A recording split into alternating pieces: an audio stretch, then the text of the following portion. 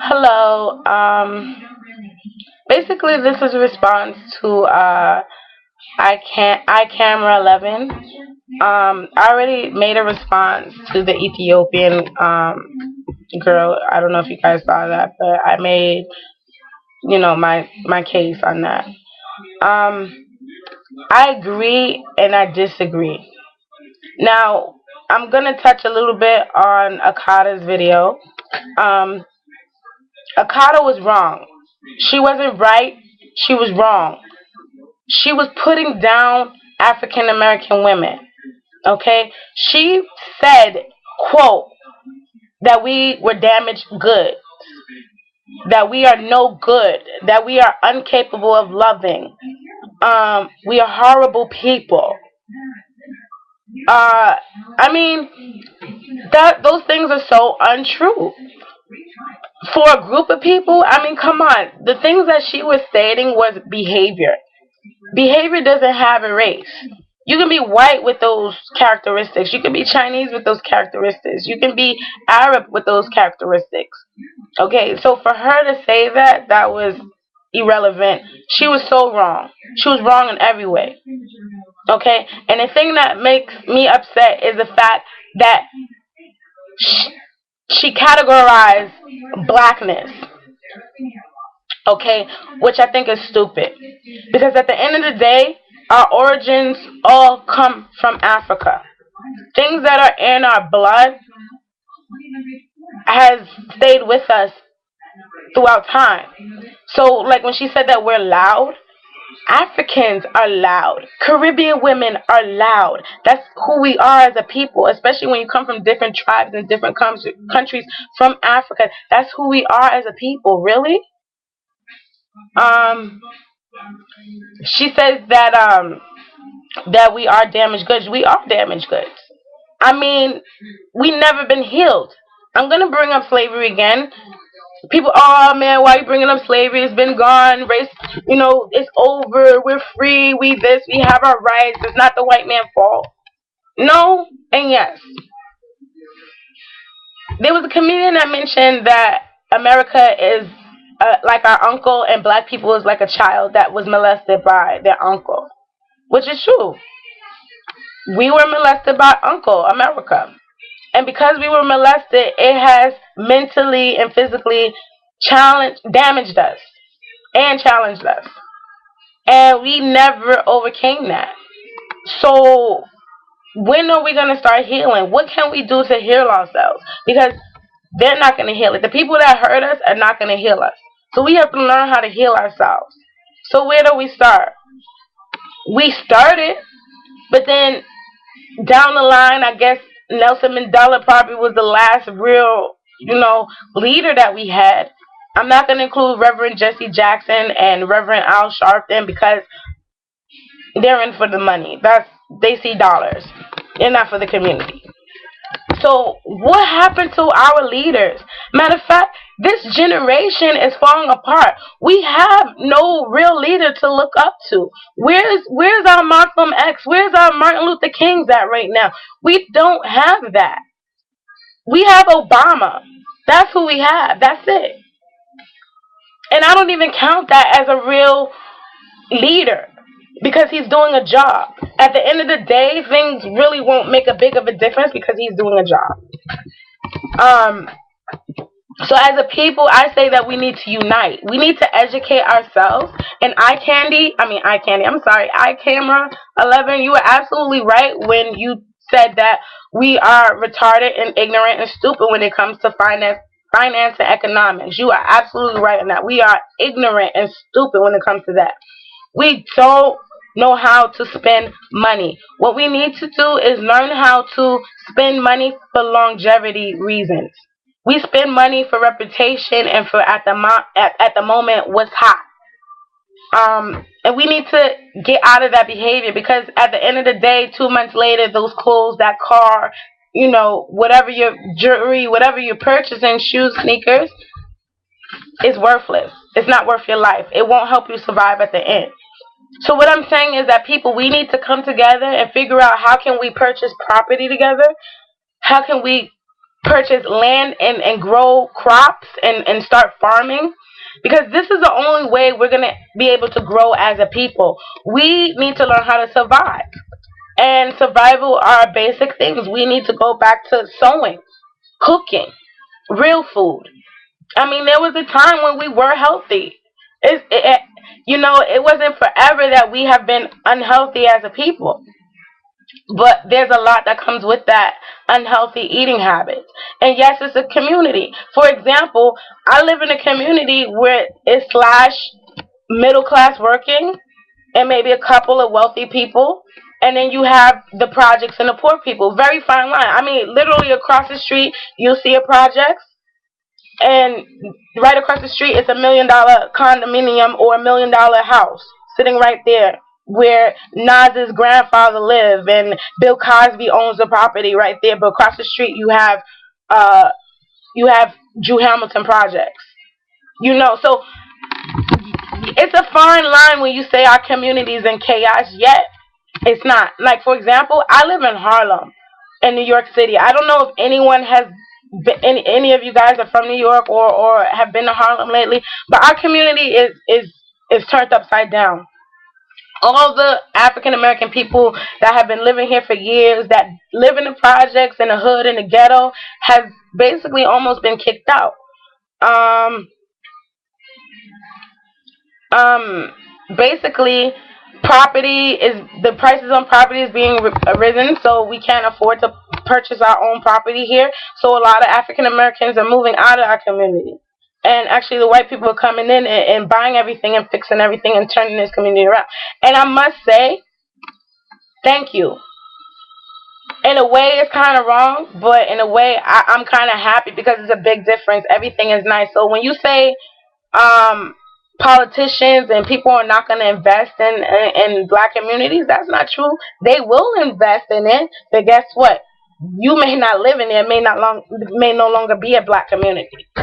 Um, so these are just some of the examples. Like for right now in Harlem, and to avoid all these people moving out of Harlem, they could have bought the property. I mean, I understand about stupid things because that was stupid. A lot of people from the 1960s all the way up into the 2000s, not even the early 90s, these people had options to buy houses in Harlem. I mean, they were selling houses for $1.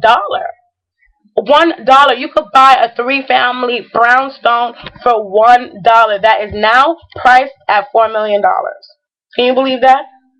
But we didn't. We were so caught up in the crack era and clothes, cars, money, girls. That's what we were caught up in. So we were blinded. We were led down a wrong path, and we messed up. And now we're here. We're here in the predicament that we are in. I'm speaking on Harlem. I don't know about any other communities or outside because I haven't lived.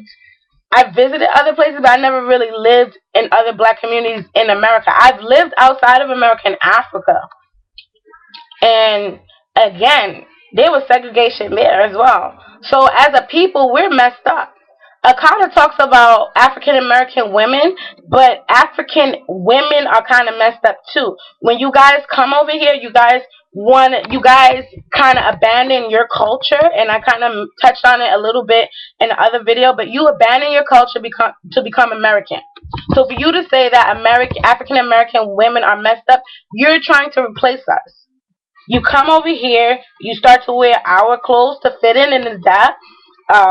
You start to go to school, which I'm all for. Educate yourself, learn. You change your hair, you straighten it, and even as far as bleaching your skin. And I don't care what anybody says. Maybe I'm wrong, but I do believe the Ethiopian girl have bleached her skin. And a lot of Ethiopians and Somalians and those people are known for bleaching their skin. So it's not uncommon that they hate themselves. Again, we as a people, we need to learn how to love ourselves. What we do is we cherish European features. So if we have a wide nose, that's ugly. We have big lips, that's ugly. If we have coarse hair, that's ugly. You know, if we have a big butt, it's ugly. If we have big breasts, it's ugly. A big stomach, it's ugly. Well, nowadays, big butts are in and big breasts are in, so maybe that's changing. Also, tanning is in, and I don't know, lately people have been wearing their hair curly, especially white women, I've noticed, have been wearing perms. And when I say perms, let me correct you guys. African American women don't perm their hair. Perms are for white people. African American women relax their hair. Okay? Perms make your hair curly, relax it, straighten it. White women perm their hair. Okay? Also, I don't know. Anyway, guys, I just feel like we need to heal each other. We need to stop arguing with each other and come together. Because at the end of the day, all of us, Akata 11, I Camera 11, all of us, me, we're minorities. We're here. We're on the bottom. We're on the bottom. We're not up here. We're on the bottom. So no matter what you sit up here and say, at the end of the day, when the martial law comes through, if you guys are aware of that, under one religion, one government, when that really hits in place, we're going to be right here on the bottom with everybody else if you're not going to lay down. So, basically, that's my point. We just need to learn to survive. Let's get together as people and purchase property. Let's purchase land and learn how to farm and grow crops. Let's learn how to buy stocks and purchase things and keep money in our community so we don't have to kick people out of Harlem that been here. Harlem is like it's an icon for us. It's a legendary place for the African American people because the Harlem Renaissance is basically the gateway to the entertainment that you see today. If it wasn't for your Harlem Renaissance, you wouldn't have your Beyoncés and your Jay-Z's and Kanye West's and all of that. And again, we're losing that. Everything is slipping out of our hand. I remember when Apollo was foreclosure at one point, but they kept it open. But right now, Harlem is getting ready to cater to the Hispanic community and not even the African American community. Soon, the African American community will no longer exist. We are slowly dying out. Another thing, iCamera, I keep saying iCamera. As far as you telling African American women to stop having children, you are wrong. We need to have more children. We need to not have abortions. We need to birth more children of color into this world. But what we need to do is educate them right and properly. We need our children because we need them to lead us. We need our generations. How dare you tell women to stop, African American women, stop having children or close their legs? There's a right way to do it and there's a wrong way to do it. The reason why Hispanics are now overpopulating the Americas, as I can say, because now they're really becoming the number one population in America, is that they're having children. That's the way you overpopulate a place, is by having children. So right now what we're doing is we're teaching our African American children not to have children. We're teaching them that being pregnant is wrong, which is not. Being pregnant is a beautiful thing. It's just the right way to do it and the wrong way to do it. Now, when you're sleeping with random men and getting pregnant, that's wrong. That's a whole. Okay, you're having accidents. And iCamera 11, when you stated that, that kind of hurt because right now, again, you're mixing behavior with a race. That's not who you are. I have no children. I'm 27 years old and I never been pregnant. Okay? My brother's 40 years old and has one child who's 20 years old in college. My sisters that's in Toronto, for my stepbrothers and stepsisters that's in Toronto that I used to live as well, all have been married and all have children and they were in wedlock. And they're all not African American, some of them are African Canadian, but majority of us is black. And we don't come from single family households. So for you to say that, you're wrong. There's cases, in a lot of cases, there's instances where there are single family households and grandmas are raising children and so forth and so forth. Yeah, that is the case. But don't white people go through that?